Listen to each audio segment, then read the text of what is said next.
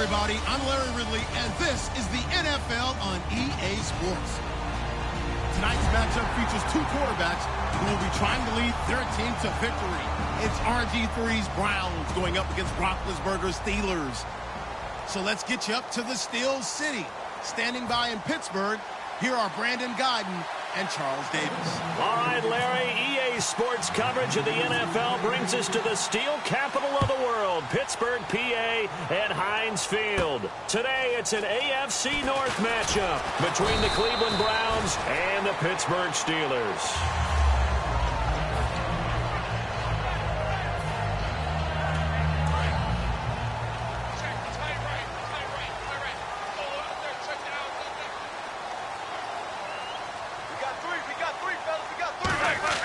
On first down, it's Roethlisberger. Green's got it over the middle. It's a gain of 11 yards that time, and it produces a new set of downs. Looked like the screen pass was taken away there, and that was a nice job of improvising, but it's not normal. Usually when the screen pass is taken away, you're taught to just throw the ball at the ground at the feet of the receiver so that you don't get it intercepted and just start over, but he ended up finding another receiver. Got to give some credit there defensively. They snuffed out that screen early on first down. Really read it well, didn't they? Because they didn't bring the pressure that they expected. They covered all the passing lanes. So once you see it break down as the passer, I think in this situation, you're either throwing it at the feet of your back to make sure no one picks it off, or you throw it away, throw it over the sideline. Don't try and freelance and try and make a bigger play. There's really no one else running a pattern that should be open.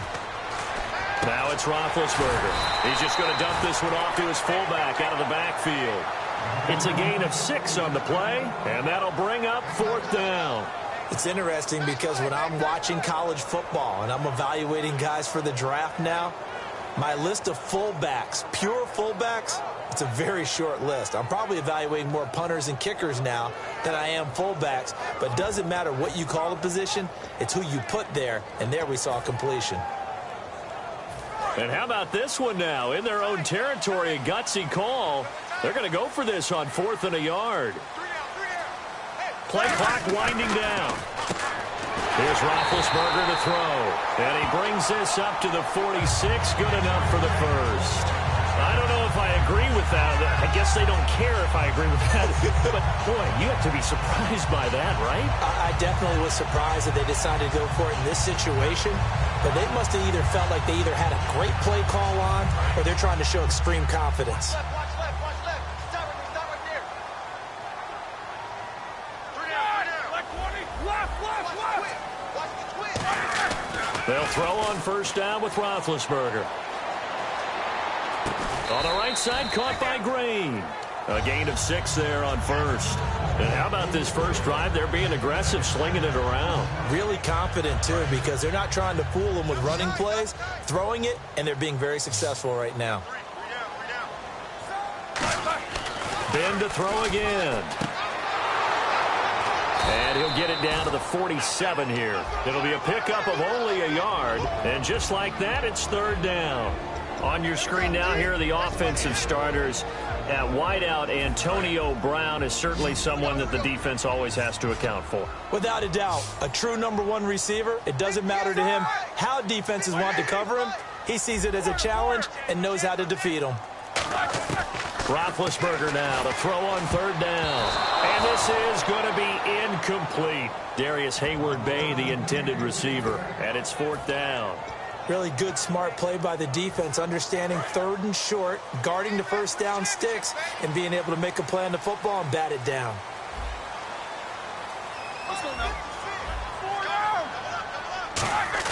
They'll try and throw for it with Roethlisberger. Now this is incomplete. Mike Tomlin takes a shot here, but to no avail. And on the opening drive of the afternoon, the defense forces a turnover on downs. They come out 5 wide, 3 of them to the right side.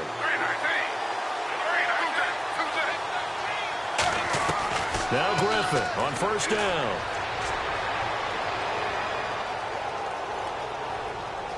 Oh, he's going to take a shot. It's caught inside the 25. A gain of 32 that time. Now that play will end up on the highlights, and you'll see it all over the place. But what you won't see The offensive line that bought the extra time, that allowed for the big completion downfield, those guys made that play possible. On 1st and 10, it's Griffin. It's incomplete. Took a shot, couldn't connect. Okay, Charles, who are you picking to highlight here as we show the starters for the Cleveland Browns? I like how you said highlight because I'm going to go with Isaiah Crowell, the running back, because if you go back to his high school days, he was in the spotlight. Actually announced he's going to the University of Georgia holding up a bulldog puppy. Didn't work out there. Went to Alabama State and had a nice career.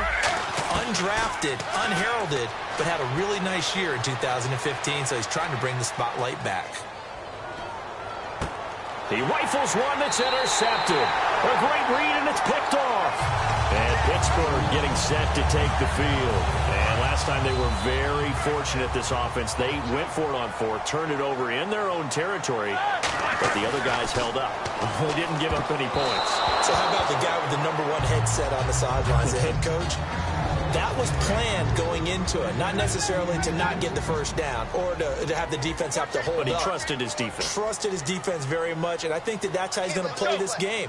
Go for it, be aggressive, because I've got the wild bunch backing me up over here on my own side. Now we'll see what his offense can do. They'll tussle for it, and this is going to be caught. Really excellent job there of just going up and getting it. Brandon, I'm a defender. I shouldn't be this excited, but what a play by the receiver downfield to elevate and make the catch. And he'll get 2, maybe 3 up near the 37. Bell, of course, missed the first few games of the season, but still top 5 in the league in rushing. Was, though, held under 100 in Week 15. Well, he probably used a lot of that in Week 14 at Buffalo when he ran for 236 yards. I think he's still running against Buffalo. So he probably left a little behind, but what a matchup issue he is for any defense because of his ability to split out from the backfield and catch the football as well. And for those worried about whether or not Le'Veon's explosiveness would return, I think we just had our answer. ACL? What ACL? This guy's back running as if he were totally healthy and never had an issue. A loss of a full 3 yards, and now it's 2nd down. So the myth has been shattered. Every cornerback in the league is not just a cover corner. Some of them will stick their nose in there and make plays exactly as we just saw there. A big loss suffered by the offense after that nice tackle.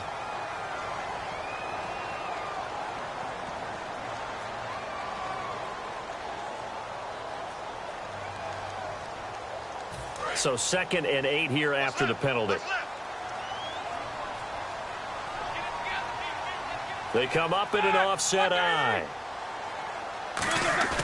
Now they'll throw it with Roethlisberger. He's going to be sacked back at the 23-yard line. They'll wind up losing 10 on the sack, and it'll lead to a 3rd and long. Now Ben on 3rd and long. And this one caught by Coates. They get 7 there, but it brings up 4th. The offense staying out there. They look prepared to go here on 4th and 10. One hallmark of good defenses is understanding the game, understanding positioning, and tackling immediately in the secondary after catching. Into a double team, and it's intercepted. Picked off by the linebacker, Demario Davis. So the Browns take the field again on offense as they look ahead to next year. I know a lot of their fans have already done that. They're still in the tough AFC North. They're not avoiding that. But what can they do in the draft to improve? This is going to sound trite, partner, and I don't mean it to. But what they need to do in the draft is actually hit on players. And that's been the tough part for them. They've had a lot of high draft choices in recent years, but they haven't really panned out. You got guys that were picked to two #1 picks a couple years ago. Neither one of them with the team at this moment. They've got to hit on the guys that they take in order to improve this roster. They keep it with Crowell on 1st. And he is going to lose yardage here. A loss of a full 3 yards, and now it's 2nd down. How about the defense not hanging their heads from the previous play where they were beat for a big run, came back on the very next down, and made a play defensively that was to their credit. Counting down toward the midway point in quarter 1. They'll come up now in the Wildcat package. On 2nd down, here's Crowell. And he'll lose yardage here, back to the 15. It'll be a loss of 1, and it's going to be 3rd down and a ways to go here, 3rd and 14.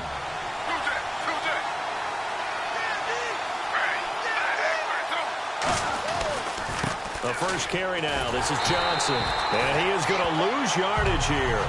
Losing 2 yards that time, and now it's 4th down.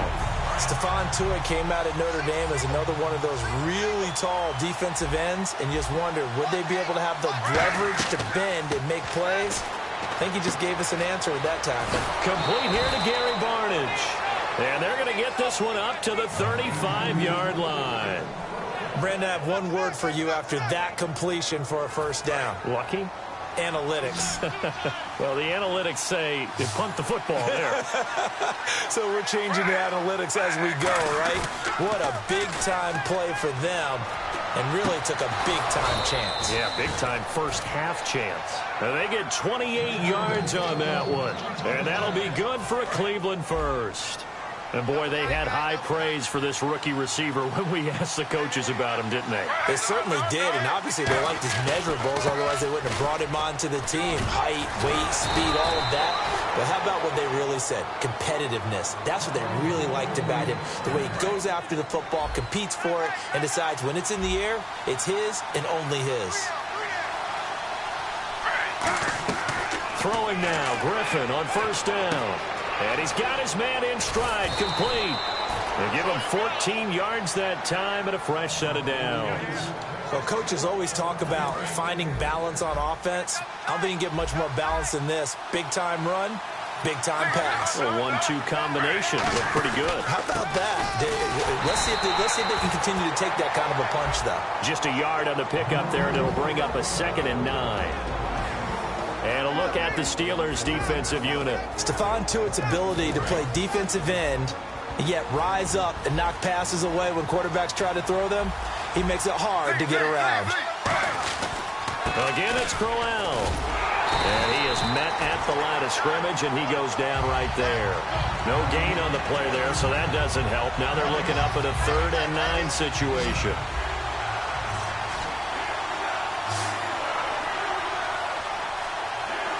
The Steelers insert their nickel defense on 3rd down. Yeah, they add a DB. And that's going to be caught for a Browns touchdown.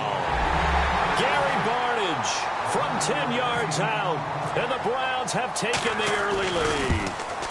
And he's a reliable target. He's more than that, though. Hey, look, I'm not going to say he's the best tight end in the league, but he's solid.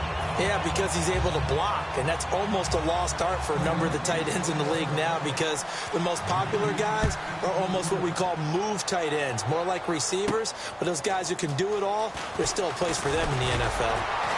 And he'll take it back to about the 19-yard line. And Pittsburgh getting set to take the field. And they had a nice little drive going last time.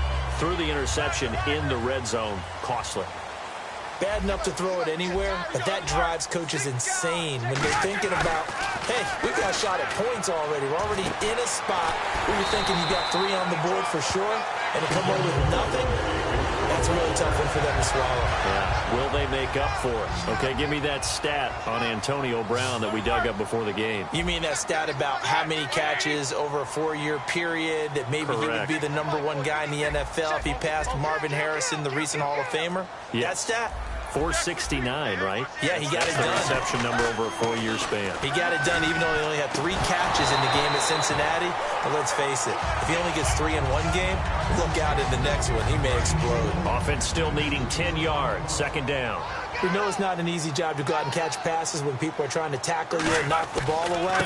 But the bottom line is, that's a pass he's got to have and a pass he should have caught. He lost 2 there, and it's 3rd down. And the offense there, the O-line, everybody really on offense, they were just manhandled at the point of attack. Yeah, you could pretty much call them all out, couldn't you? Almost by name, right? That was a very tough sequence for the offensive line. But how about that defensive front? Creating a new line of scrimmage and creating a lost yardage possibility.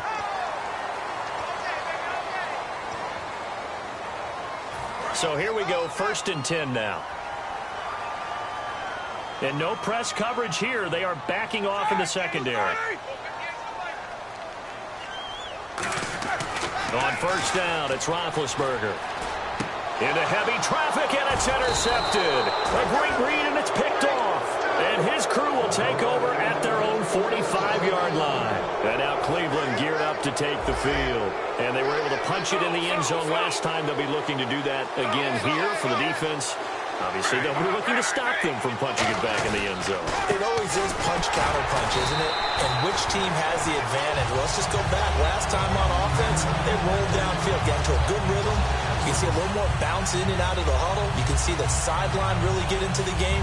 So defensively, you're thinking to yourself, how do we take that away from them? How do we get the advantage back? Let's see what they come up with. I think pressure is always the first way to go. You love pressure. I love it. We'll see if they dial it up this drive. Well, we looked at each other right when he flinched. We knew that that flag was coming. Yeah, offsides, easy call, mark off the 5, and keep it moving.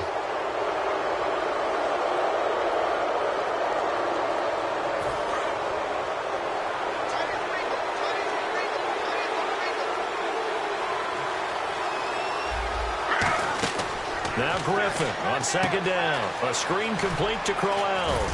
And he'll be taken down at the 44-yard line. It goes as a gain of 8, and it moves the chains. For a second there, I thought that might break big. Screen pass. Looked like it was coming together. Looked like there was an opening. Still, ended up with a solid gain. So the offense has it 1st and 10.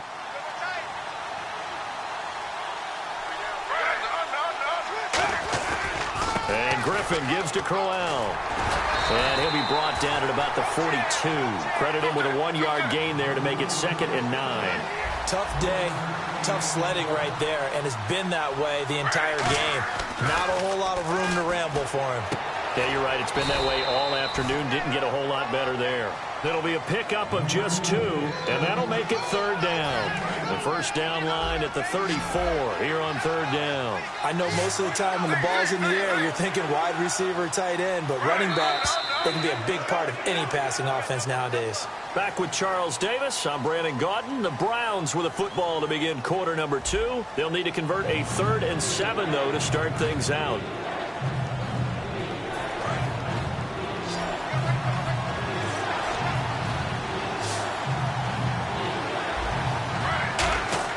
On 3rd down, Griffin. And he finds Barnidge. He's got it. And he's going to be taken down, but not before reaching the 15-yard line. A nice job there, Charles. They picked up the blitz, were able to complete the pass. That had the total feel of a quarterback in control. Red blitz, got him into the right protection scheme, so he doesn't get hit back there. He's got a chance to step up with supreme confidence and deliver it downfield for a nice completion. He was looking for Terrell Pryor that time, and that'll bring up 2nd down.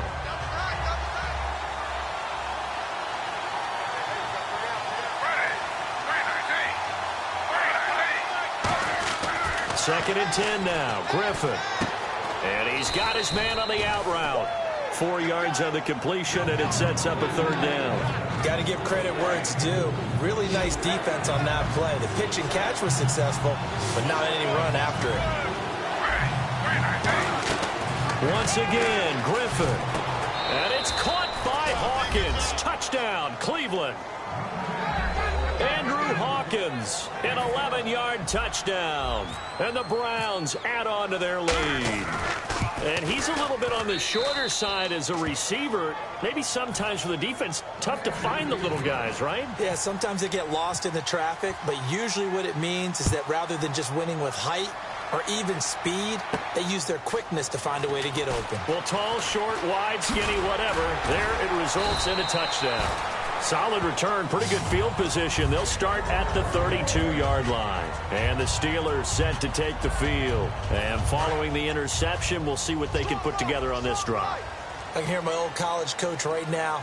He always used to tell us before every game, the team making the fewest mistakes will win. Under a heavy rush, and down he goes. The safety blitz turns out to be a great call defensively as they sack him for a loss of 9. Now Roethlisberger to throw on 2nd down. He's going to fire one deep, middle of it. He's got a man, complete. And he makes it all the way down to the 31. Well, we know he's got the speed there. He needed the speed and the hands. A great catch. And because of that speed, you have to respect it as a defender. So you have to either play off or make sure you're somehow in contact with him. And he's able to do exactly what you said. Use the speed to his advantage and go up and get the football. That's a big-time play right there. Anytime a ball's thrown in the middle of the field that's popped up in the air, I expect someone to catch. It doesn't matter whether it's offense or defense because there's usually a great amount of bodies in that part of the field. In this case, no one came up with it. And that play is blown up, losing yardage back at the 35. He lost 4 there, and it's 3rd down. As a defender, you're eager to be involved in every play. So when the action goes away from you, a lot of times you run after the ball. But in this case, what a terrific job by the defender staying home and taking care of his responsibilities. In this situation, it's really tough to figure out how to defend because they have plenty of room to still take deep shots at the end zone as they just did there. Yet at the same time, you've got to be ready for the short throw. In this case, when you see the cue that they're going for the end zone, retreat and make sure you have a way to play forward, back towards the receiver, and have a chance to bat the ball away as they did there. He's going to go up top again. And Big Ben intercepted a 3rd time. A great read, and it's picked off.